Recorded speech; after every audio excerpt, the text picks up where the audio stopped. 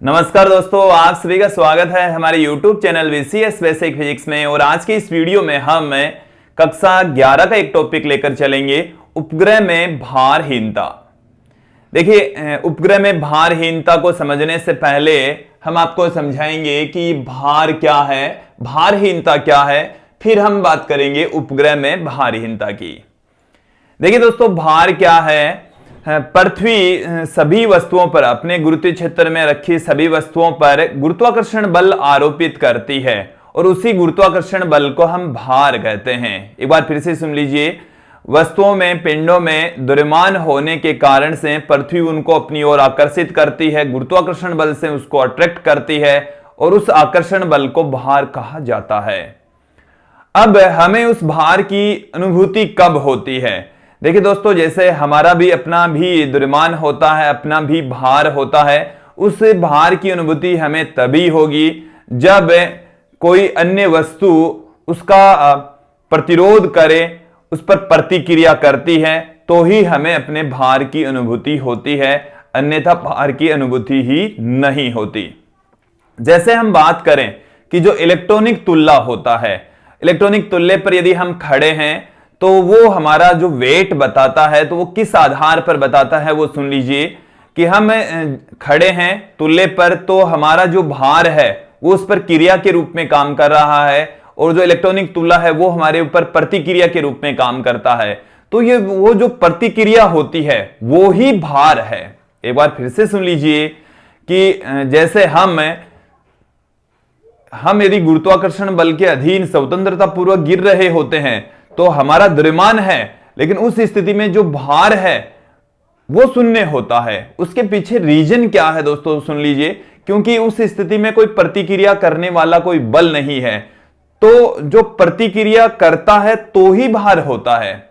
एक बार फिर से सुन लीजिए, समझ लीजिए दोस्तों, हमारा द्रव्यमान है और उसी द्रव्यमान को पृथ्वी गुरुत्वाकर्षण बल से आकर्षित कर रही है, जिसको हम भार कहते हैं। एकदम क्लियर हो जाना चाहिए, उसी को भार कहा जाता है। अब इस भार की अनुभूति कब होती है? देखो, भार तो है, लेकिन हमें भार का पता कब लगेगा, अनुभूति कब होगी? जब हमारे ऊपर या किसी पिंड के ऊपर जब कोई प्रतिक्रिया बल काम करता है, उस स्थिति में ही हमें भार की अनुभूति होती है। अर्थात जब हम किसी इलेक्ट्रॉनिक तुल्य पर खड़े होते हैं, तब इलेक्ट्रॉनिक तुल्य के द्वारा लगने वाला जो प्रतिक्रिया बल होता है वो भार को बताता है, वो ही हमें भार की अनुभूति प्रदान करता है। अब यदि हम इस तरीके की गति करें कि जिसमें प्रतिक्रिया बल शून्य हो, और जब प्रतिक्रिया बल शून्य होता है तो उस स्थिति को हम कहते हैं भारहीनता की स्थिति। उस स्थिति में जो पिंड है या हम हैं वो अपना भार शून्य महसूस करते हैं, भारहीनता की स्थिति कहलाती है। एक बार देखिए दोस्तों, इसकी ऐसी स्थितियां कब आती है वो भी समझ लेंगे। जब हम कोई लिफ्ट स्वतंत्रता पूर्वक गिर रही होती है, तो उस स्थिति में जो भार होता है, उस लिफ्ट में मौजूद जो व्यक्ति है वो भारहीनता की स्थिति में होता है। और जैसे हम बात करें कि कोई झूला है, झूले के ऊपर भी आप इस तरीके से झूल रहे हैं, ये इस तरीके से गति करता है। यदि ये बहुत ऊपर चला जाता है, तब ये जब वापस आ रहा होता है तो उस स्थिति में हमें डर लगता है, काफी अधिक डरावनी सिचुएशन होती है। और जब उस सिचुएशन में, जैसे यहां पर हम यहां पर बैठकर इस झूले पर झूल रहे हैं, ये इस तरीके से दोलन गति कर रहा है, तो ये ऊपर से जब नीचे की ओर आता है तो उस स्थिति में थोड़ी सी देर के लिए भारहीनता की स्थिति होती है और हमें सबसे अधिक डर लगता है। और यदि आपने देखा होगा, मेलों में घूमने वाले जो झूले होते हैं, इस तरीके से झूले होते हैं, इसमें यहां पर अलग अलग पार्ट्स में व्यक्तियों को बिठाकर इस तरीके से राउंड में घुमाया जाता है दोस्तों। तो जब ऊपर से इस तरीके से नीचे आ रहे होते हैं, हम जब नीचे आ रहे होते हैं तो उस स्थिति में भारहीनता की स्थिति होती है, डर वाली स्थिति होती है। वो जो डर वाली स्थिति है वो तभी होती है जब हमें अपना जो द्रव्यमान है वो शून्य महसूस होता है। उस कंडीशन में हम भारहीनता की स्थिति में होते हैं। तो देखिए दोस्तों, भारहीनता की स्थिति तब आएगी जब हमारे ऊपर लगने वाला प्रतिक्रिया बल शून्य हो जाता है। तो जब प्रतिक्रिया बल शून्य होता है तो भारहीनता की स्थिति होती है। यह दिमाग में एकदम क्लियर कर लीजिए। जब तक जैसे मैं यहां पर खड़ा हूं तो मेरा जो मेरे ऊपर लगने वाला जो गुरुत्वाकर्षण बल है वो इस फर्श पर लग रहा है, फर्श मेरे ऊपर लग रहा प्रतिक्रिया बल लगा रहा है, तो मुझे अपना भार महसूस होता है। यदि ये फर्श मेरे ऊपर प्रतिक्रिया बल नहीं लगाता तो मुझे अपना भार महसूस नहीं होता, मुझे भारहीनता की स्थिति प्रतीत होती। दोस्तों, भारहीनता की स्थिति कौन कौन सी है वो एक बार आप समझ लेंगे। जब कोई लिफ्ट स्वतंत्रता पूर्वक गिर रही होती है, कोई लिफ्ट है और वो जो लिफ्ट है वो यदि स्वतंत्रता पूर्वक गिर रही है तो उसमें बैठे व्यक्ति को भारहीनता की स्थिति प्राप्त होगी, भारहीनता की स्थिति प्रतीत होती है। लिफ्ट गुरुत्वीय त्वरण से गिर रही हो तो एकदम क्लियर कर लीजिए, लिफ्ट जब गुरुत्वीय त्वरण से गति करती है तो उस स्थिति में स्वतंत्रता पूर्वक गति करती है तो उसमें बैठे व्यक्ति को, उसमें पड़े पिंड को भारहीनता की स्थिति प्रतीत होती है। यह तो पहली स्थिति थी।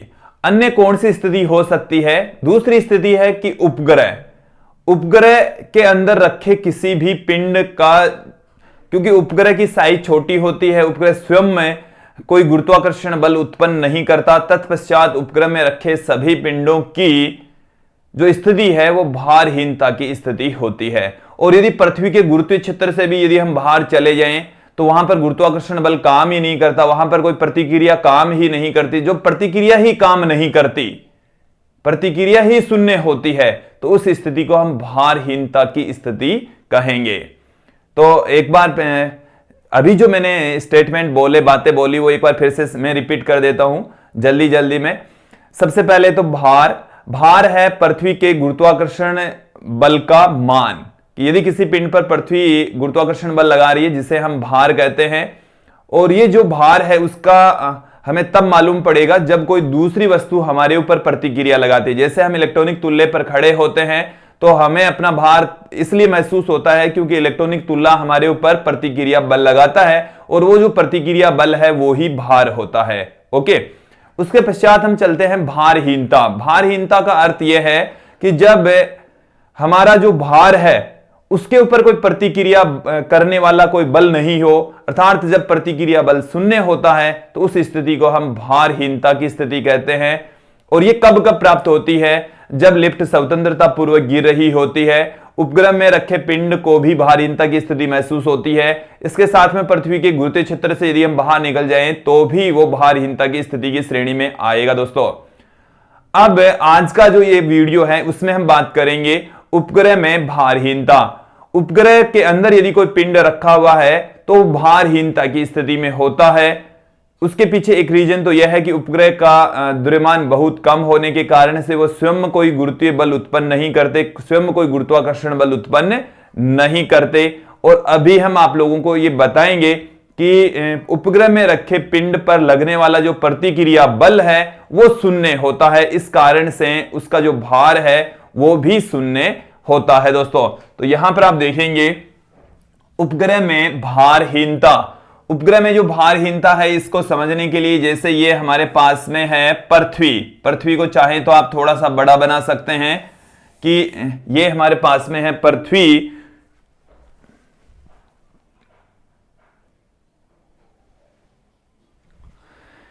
देखिए दोस्तों, हम ये दिखा रहे हैं आप लोगों को, ये है पृथ्वी,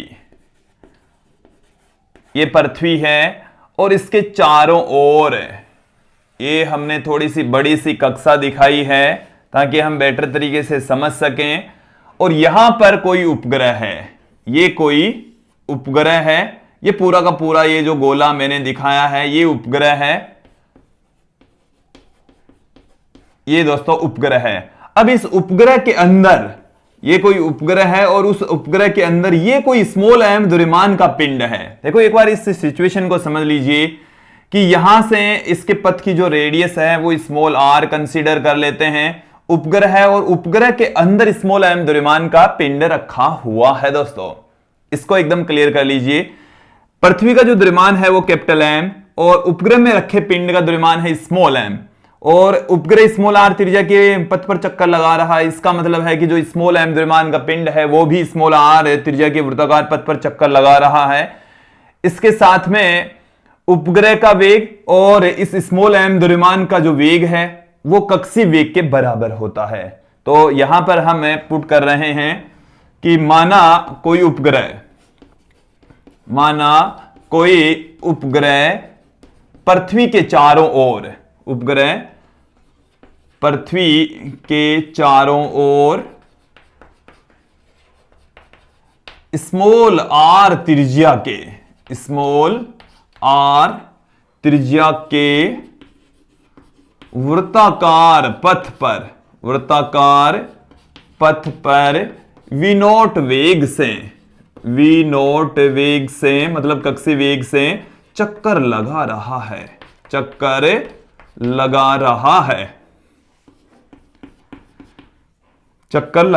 है। अब यहां पर आप देखेंगे उपग्रह में रखे स्मॉल m द्रव्यमान के पिंड व पृथ्वी के मध्य गुरुत्वाकर्षण बल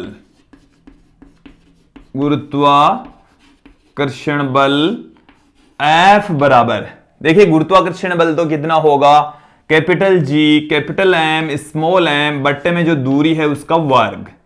अब यहां पर हम ये कंसीडर कर लें कि इसके ऊपर, इस पिंड के ऊपर इधर तो काम कर रहा है गुरुत्वाकर्षण बल F और इसके ऊपर अपोजिट डायरेक्शन में काम कर रहा है प्रतिक्रिया बल। उपग्रह में रखे पिंड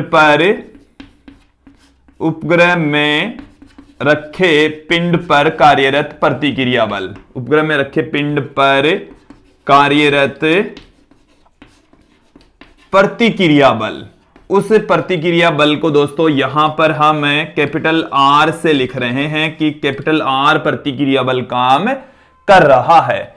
अब यदि हम बात करें कि इस पिंड के ऊपर लगने वाले बलों की, तो F बल इधर काम कर रहा है, R उसकी अपोजिट डायरेक्शन में काम कर रहा है और ये दोनों मिलकर इस पूरे पथ पर चक्कर लगा रहे हैं। या हम ये भी कह सकते हैं कि इसको दो तरीके से कर सकते हैं।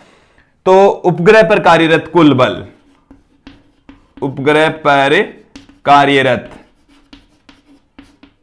कुल बल, तो उपग्रह पर कार्यरत कुल बल है वो एक तो गुरुत्वाकर्षण बल काम करता है इस रूप में और प्रतिक्रिया बल काम करता है अपोजिट डायरेक्शन में, तो माइनस में R, और कुल बल को आप m इंटू ए के रूप में लिख सकते हैं और a यहां पर g के रूप में है। a यहां पर किस रूप में है दोस्तों, g के रूप में है। तो g का मान हम जानते हैं कितना होता है, कैपिटल G कैपिटल M बट्टे में R स्क्वायर के तुल्य होता है।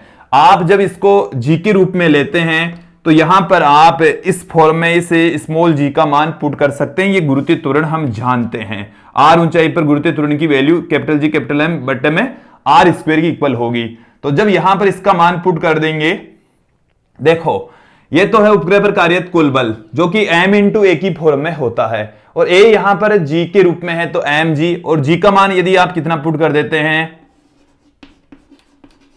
g का मान है हमने आपको यहां पर बताया है कि कैपिटल G कैपिटल M बट्टे में R स्क्वायर पुट कर देते हैं तो देखिए ये यहां से कैंसिल हो जाएगा और प्रतिक्रिया बल शून्य प्राप्त होता है। और प्रतिक्रिया बल शून्य प्राप्त हुआ, इसका अर्थ यह है कि उपग्रह में रखे पिंड पर जो स्मॉल m द्रव्यमान है वो उपग्रह का नहीं है, उपग्रह में रखे पिंड का है, तो उस उपग्रह में रखे पिंड पर प्रतिक्रिया बल शून्य होता है। अर्थात इस उपग्रह में रखे पिंड पर, पिंड की जो स्थिति है वो है भारहीनता की स्थिति, वेटलेसनेस पोजीशन होती है दोस्तों। इसको आप चाहें तो दूसरे मेथड से भी बता सकते हैं, समझ सकते हैं। यहां तक आपको आ गया होगा समझ में। जैसे हम ये बता सकते हैं कि ये दोनों बल मिलकर इस पिंड को अभिकेंद्रीय बल प्रदान करते हैं, इनको वृत्ताकार पथ पर घुमाने का कार्य करते हैं। तो जब इस तरीके से यदि आप इसको सोल्व करेंगे तो उस कंडीशन में अभिकेंद्रीय बल का जो फॉर्मूला होता है दोस्तों वो होता है mv स्क्वायर अपॉन में r के equal, v note square upon r।